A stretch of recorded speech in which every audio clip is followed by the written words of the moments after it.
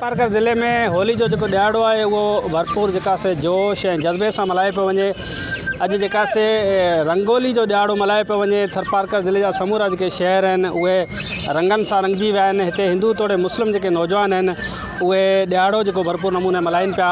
असां ॻाल्हि ॿोल कंदासीं त हू छा था चवनि। सिंध त हूअं बि अमन जो गहवारो रहियो आहे ऐं सिंध में ही असांजा हिंदू भाउर असांजे मुस्लमान जे जेका मज़हबी त्योहारनि में शरीक थींदा आहिनि ऐं साॻी तरीक़े सां अॼु मुस्लमान भाउर बि मज़हबी हिकिड़ो जेको फेस्टिवल आहे या फेस्टिव आहे हिंदू बिरादरी जो उन में शरीक थिया आहिनि, जेका हिकिड़ी ख़ुशाइनी ॻाल्हि आहे। इन होली जे शुभ त्यौहार ते सभु गॾिजी करे हिंदू तोड़े मुस्लमान हिकिड़ो रवादारी जो सबूत पिया ॾियो ऐं हिक ॿिए तां रंग नाहे ख़ुशी जो इज़हार पिया कयूं।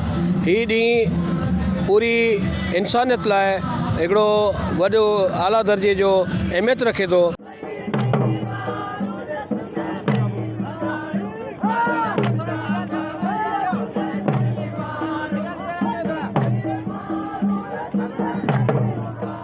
पूरी दुनिया जीअं कुंज जीअं अॼु इस्लाम कोट शहर में इहो होली जो त्यौहार मल्हायो पियो वञे जोश जज़्बे सां, जिते हिकु रवादारी हम आहंगी जो इहो हिकिड़ो मिसाल आहे, जिते हिते हिंदू तोड़े मुस्लिम भाउर पाण में गॾिजी हिक ॿिए ते रंग हणनि था, मोहबत जो इज़हार कनि था। अॼु जे ॾींहं ते आलमी दुनिया जे उन्हनि माण्हुनि खे मैसेज ॾियणु चाहियां थो त मज़हबी हमआहंगी रिवादारी जो जेकॾहिं आला तव्हांखे मिसाल ॾिसणो आहे त थर जी हिन पुरअमन धरती इस्लाम कोट जे माण्हुनि मां ॾिसी वठो, जंहिंमें हिंदू मुस्लिम जेको बिना के फ़र्क़ु रंग ऐं नस्ल जे उहे जेको आहिनि हिकु ई रंग में रंगिजी विया आहिनि। जिन जेके अॻवान हुया उन्हनि जी तव्हां ॻाल्हि ॿोल ॿुधी। असिस्टेंट कमिश्नर इस्लाम कोट आहे, साबिक़ टाउन चेयरमैन इस्लाम कोट कमलेश कुमार, जेके हिते नौजवान मौजूदु हुया उन्हनि जी तव्हां ॻाल्हि ॿोल ॿुधी।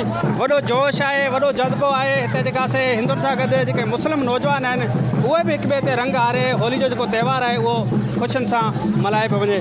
गाज़ी बजीर, अवामी आवाज़ TV न्यूज़, थरपारकर। विज़िट कयो अवामी आवाज़ मीडिया ग्रुप जी वेबसाइट awamiawaz.pk।